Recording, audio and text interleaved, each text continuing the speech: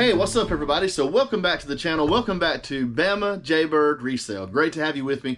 And today's topic, we're going to be talking a little bit about returns. And in particular, I've got a certain return that's on its way back to me, supposed to be. And I just want to kind of get your thoughts and ideas and feelings. You know, I realize that returns are just part of doing business. You know, we shouldn't fret ourselves over the fact that some items do get returned. In fact, you know, if we didn't have that protection as a buyer, we would be upset. You know, we wouldn't like that, and it would probably lead to us being very leery of making a purchase. So I understand the purpose of it, and I'm okay with the returns. What I don't like is when I feel like we get taken advantage of by the return process.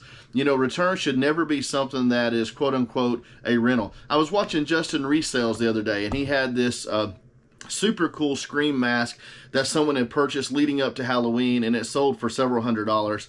And pretty much immediately after Halloween, he got a return request.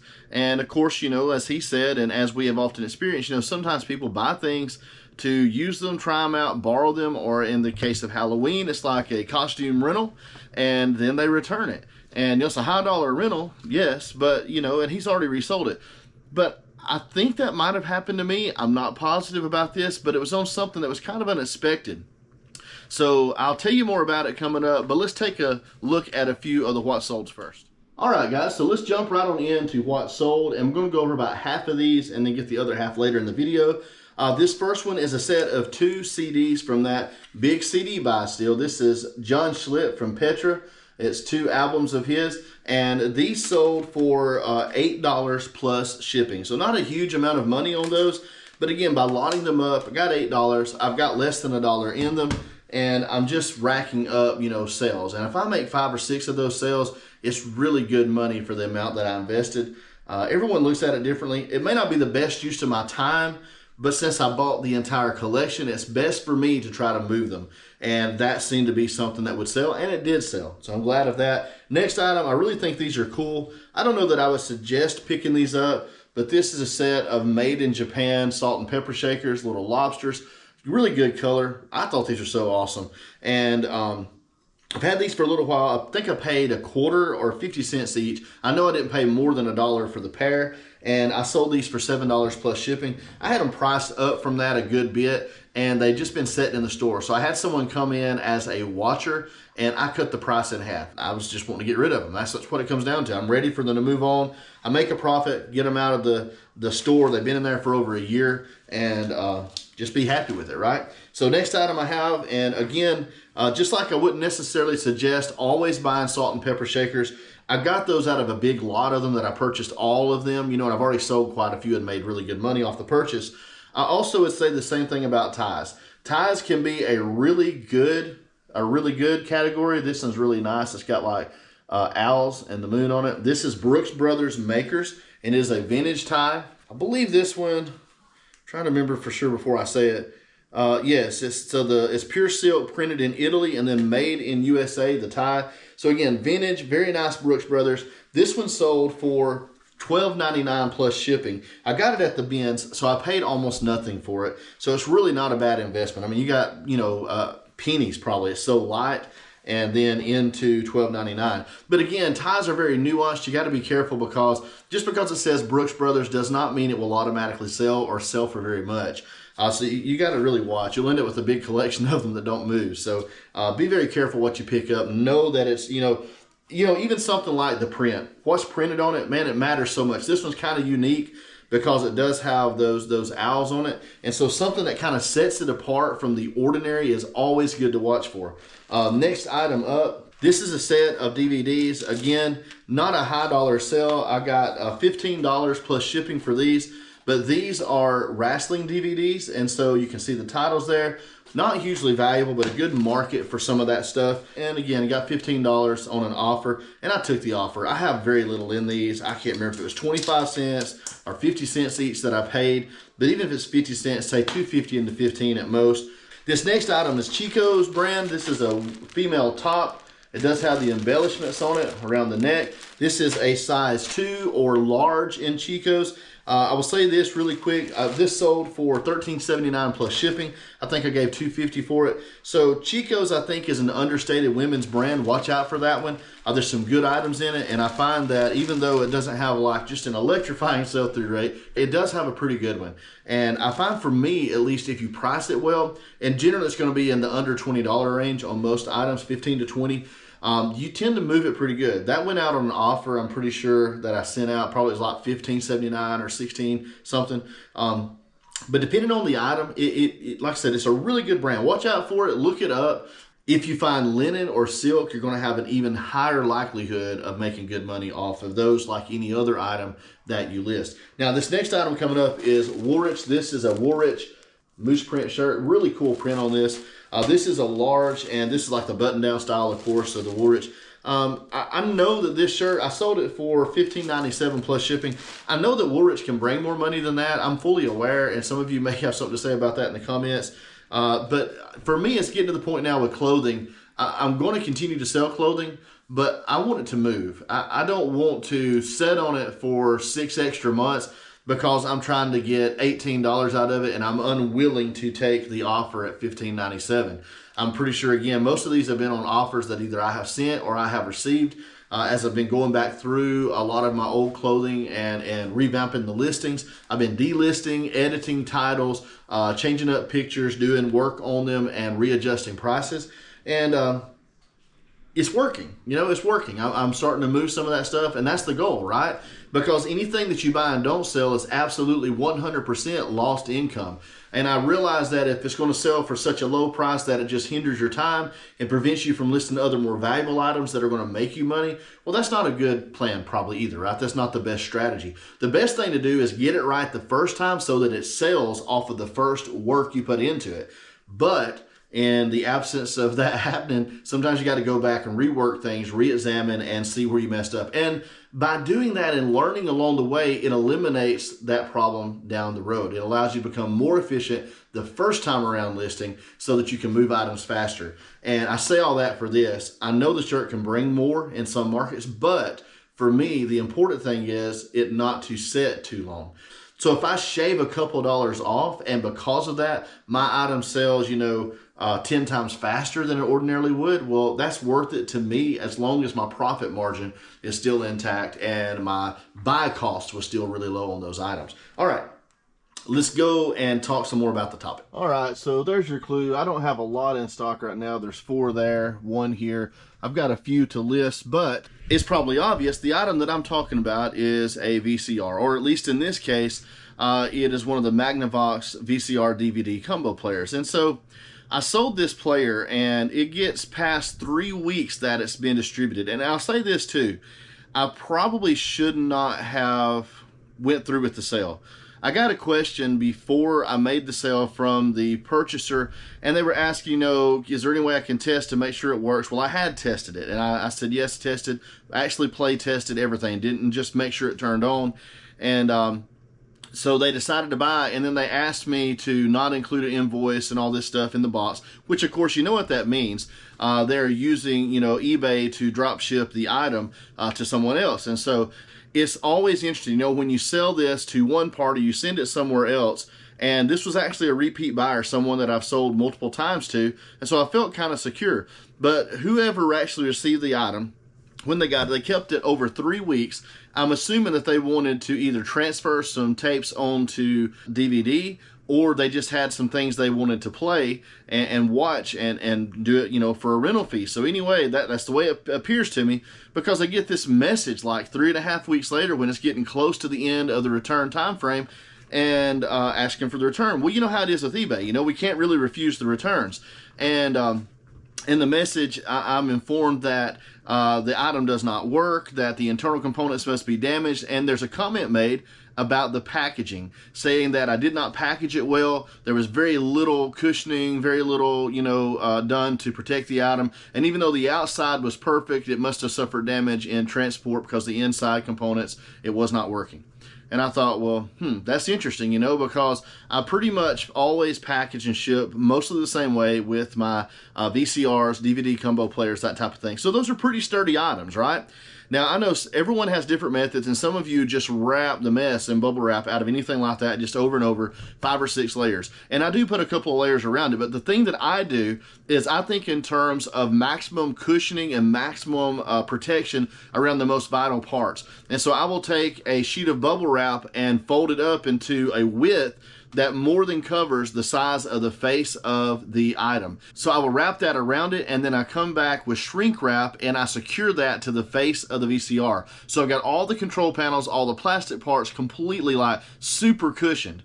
And then I just wrap a couple layers around the entire item, just you know, very light bubble wrap, lay it on paper above it in a box that fits. You know, I cut the box down, make the box nice and sturdy, a good tight fit. That's how I send it out. I have never had a complaint about my packaging on a DVD, VCR, combo player, or VCR. I've never had anything bad said. I've always had good results. I've always had good reviews. And so this time, you know, suddenly it's because I did not package it well. And I don't even know for sure how these returns work. I don't know if that person that actually received it, if they end up shipping it back to the person I bought it from and they ship it to me, who the heck knows? I don't know how that works. I just know that I wound up having to provide a label for a return that I'm, you know, to pay for it to be sent back to me on an item. And when they sent the pictures of it, of course, you know, they attached pictures for their evidence. They attached a screenshot of the listing photo. So, I mean, we didn't even get a picture of the item as it is right now. So I'm curious to see when it arrives, what it will actually be like.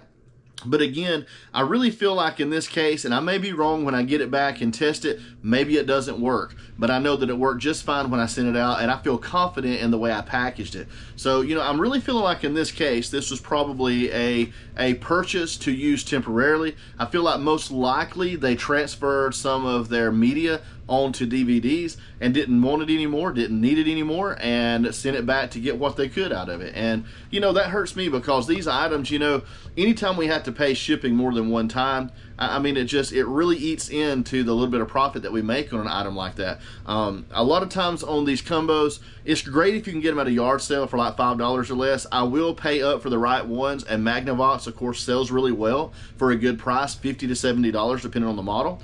Sometimes more than that, but you know, that's the range, at least for me, what I normally get out of them. And I'm willing to pay, you know, $10 or $12 at a thrift store if I can plug it up and stick a tape in it, make sure it doesn't eat it, that type of thing, and kind of have some confidence that it's going to be a good unit. Because generally, you know, I have more work than don't, and I come out to the good.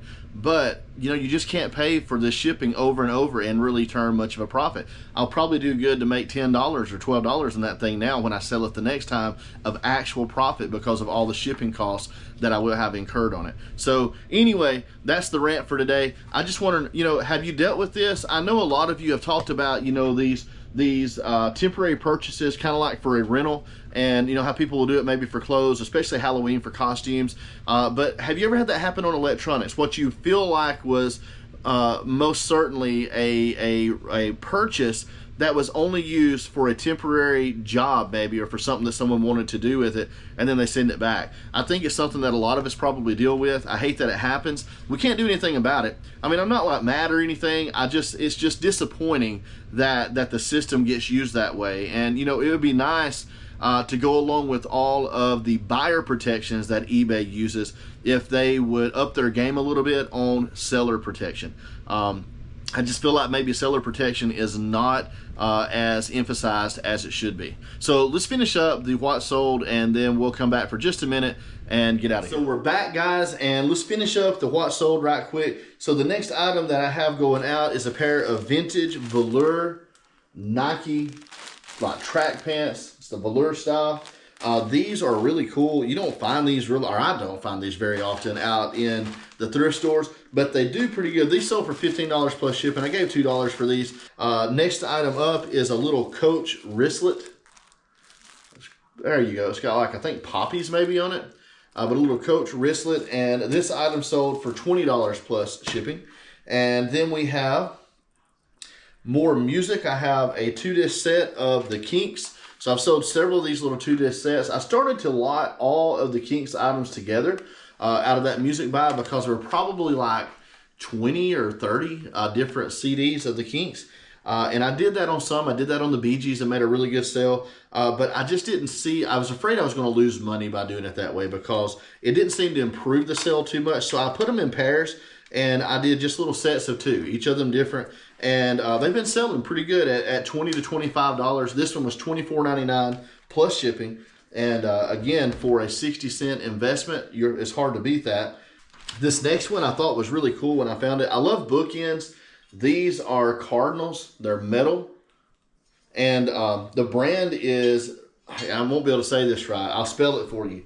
Rijlin, Ridgeline or Ridgeline, maybe it's Ridgeline. It's just a funny spelling of Ridgeline maybe. But this I think was out of Montana.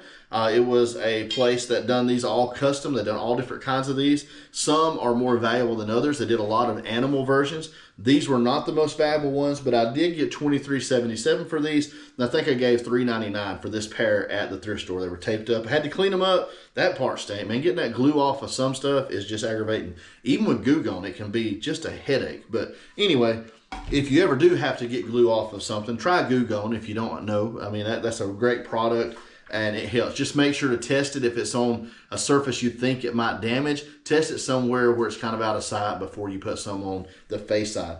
All right, next up I have a copy of Janis Joplin. This is the Essential Janis Joplin, 3 CDs. And this is new and sealed, again, out of that set, $30 plus shipping on that. Another great sale. And my last item going out today and my best sale. Notice I didn't have any huge money sales. It happens like that sometimes. But you got to take what you can get. Moving inventory is the goal. And look, I'd love for my average sell-through price to be much higher than this for this set of sales. But out of this 12 items, it's just, this is what it is. But this is a really cool item. It's definitely in season for it. This is a Clemson quarter zip pullover, and this is a 3XL. I paid up for these a little bit. I think I paid $10 for this at the thrift store, but this sold for $40 plus shipping. So 10 into 40, and it was beautiful. It was clean. I knew it would sell. It's like the on-field Nike version, and super great colors. The arms actually on it are the Clemson orange. So it's not just solid white. You can't see that here the way I got it wrapped up. But anyway, that's all the solds. Let's go back real quick and finish up a couple thoughts. All right, guys, so that's all I have for you today. But if you've got any thoughts on this topic, go ahead and drop a comment below. Let me know if this has happened to you or if you think this is what has happened to you in the past. I know we deal with issues similar to this, but what are your thoughts on this particular issue? I had considered possibly appealing to eBay when I get the item returned if it works before I send the refund, but I really don't think it's going to matter. I don't think I'm going to get out of it either way. And if I put all that time and effort and energy into that, then how much money am I costing myself by not using that time to list and do other things that I know are going to be profitable? So, you know, it's a lot to think about. It's a lot to take in. As I mentioned before, I do think that eBay's got some work to do to improve the seller protections. I think that's something that we would all like to see. It's not that I think they do a bad job. I just think, you know, just like with us, there's always room for me for self-improvement. There's always room for me to up my game. And I know eBay's always working, but I hope that's something that they do address in the future and get a little better at protecting us as sellers and you know making sure that we're taken care of as well. And I know oftentimes we are. Like I said, it's hard to complain a lot about eBay because mostly I think they operate efficiently and do a good job. And without that platform, I wouldn't be able to do what I'm doing. So don't get me wrong, I am thankful. But that being said, this just, you know, it'd be great if we had a way to openly challenge and maybe get some results on our side for these types of problems. Okay, so if you haven't subscribed, hit that subscribe button, by the way, and make sure you hit the like button if you haven't done that already. Big thumbs up, right? And guys, again, I love you. I appreciate you. Thank you for watching. And as I always say, God loves you more than I do. And whatever you do, guys, don't you ever, ever give up. And I will see you on the next one. Out.